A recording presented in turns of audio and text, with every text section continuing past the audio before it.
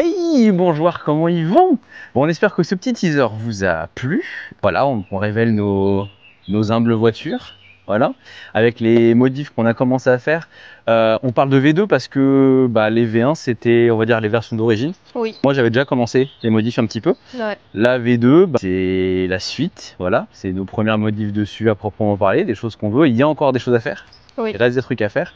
On vous présente ça très rapidement, parce qu'on fera un truc un peu plus en détail, un peu plus poussé pour ceux que ça intéresse, où on parlera vraiment des pièces précises en détail. De mon côté, Honda Civic Type R FK2 2016, 385 chevaux, elle a un stage 1, quelques pièces performance. Pour résumer, moi dans l'idée du projet, parce que de base la voiture est comme assez énervée en termes de visuel. Alors on aime ou on n'aime pas du tout, mais bon, elle a déjà des grosses ailes, l'aileron d'origine, voilà, elle a un look assez énervé.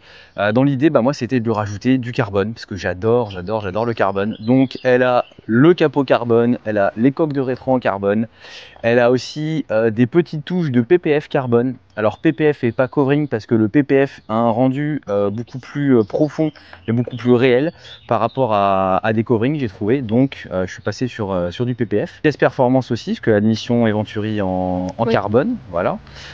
Ça, voilà, c'est des petites choses qu'on montrera un peu plus en détail. PPF aussi posé sur les phares pour les protéger, sur le capot en carbone aussi pour le protéger, histoire d'éviter les gros éclats de caillasse, et sur les coques de rétro. Si, changer les logos aussi. Les logos avant, arrière, oui. Ouais, là, moi, en ce qui me concerne, ce qui va rester à faire, ça va être des jantes. Les jantes, je veux les changer parce que déjà, je les ai...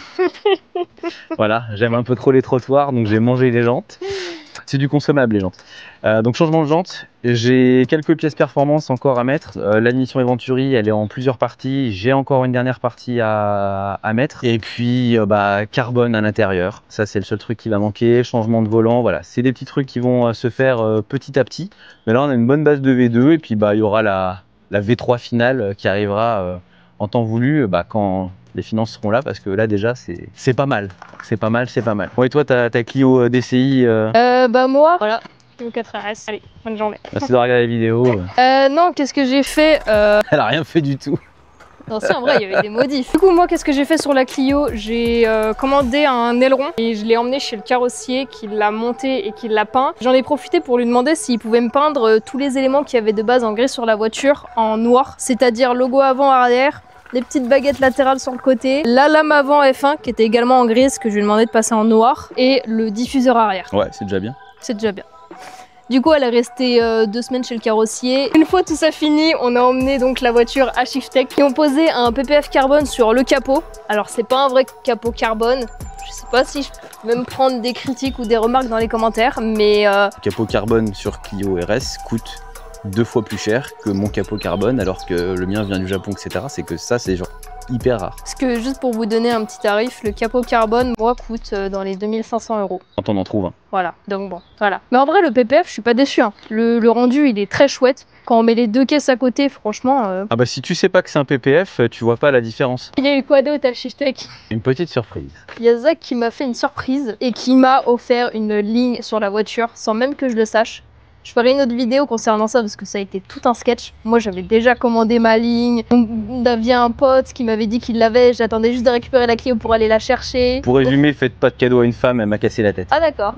Non mais merci hein. Ah de rien. Du coup voilà, là elle a une ligne, capot carbone, les éléments peints en noir, l'aileron.